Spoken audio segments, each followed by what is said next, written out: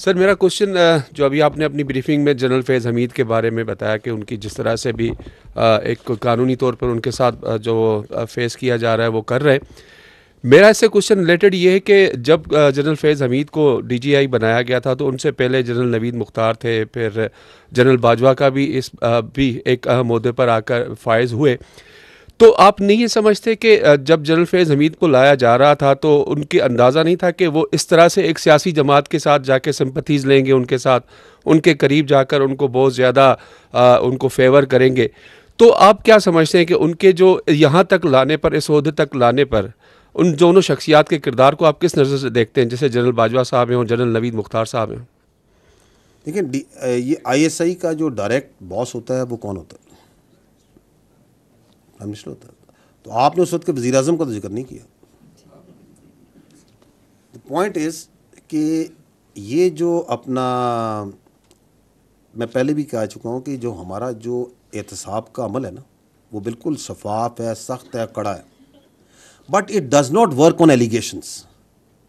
وہ ثبوت و شواہد پہ کام کرتا ہے, یہ نہیں کہ الزامات پہ کام کرتا ہے, وہ ثبوت و شواہد ہوتے کے اوپر کام کرتا ہے. پہلی بات تو یہ. دوسری بات یہ ہے کہ اس میں اگر کوئی بھی فرد, چاہے وہ کسی بھی عہدے پر ہو, کسی بھی رینک پر ہو, اگر وہ قواعد و ضوابط اور قانون کے باہر جاتا ہے تو فوج کا جو سسٹم ہے سیلف اکاؤنٹیبلٹی کا اور باقی جو ڈسپلن کا سسٹم ہے, یہ اس کو واپس قانون کے قاعدے میں لے کے آتا ہے. اور یہ ابھی آپ دیکھ بھی رہے ہیں, یہ جو کارروائی ہو رہی ہے, this is a exactly what has happened, کہ کوئی باہر گیا تو واپس اسے لے کے آیا.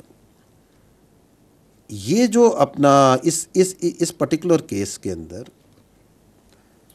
جو اپنی ذاتی حیثیت میں ذاتی فائدے حاصل کرنے کے لیے جو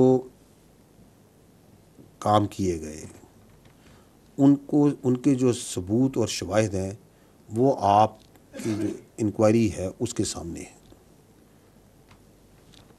جو ہماری پریس ریلیز تھی اس میں ہم نے آپ کو یہ بھی بتایا تھا کہ ریٹائرڈ آفیسر پہ یہ الزام بھی ہے کہ انہوں نے ذاتی مقاصد کے لیے مخصوص سیاسی عناصر کے اعماء پر قانون کی اور آئینی حدود و حدود سے تجاوز کیا. جو آپ بات کر رہے ہیں, اگر کوئی شخص اپنے ذاتی حیثیت میں اپنے ذاتی فائدے کے لیے کوئی غیر قانونی کام کرتا ہے تو بغیر ثبوت اور شواہد کے اس کو کسی اور شخص سے منسلک کرنا مناسب نہیں ہے. تو یہ جو ایک آن گوئنگ جو ایکٹیویٹی ہے, جو لیفٹیننٹ جنرل ریٹائرڈ فیض حمید کا جو فل جنرل کورٹ مارشل کا کیس ہے, یہ ایک سبجوڈس میٹر بھی ہے. اس کے اپنے قانونی تقاضے ہوتے ہیں سبجوڈس میٹر کے. تو اس میں جو ضروری تفصیلات سمجھی جائیں گی, آگے بھی جو آئیں گی, وہ وقتاً فوقتاً سے پھر آپ کو آگاہ کیا جائے گا.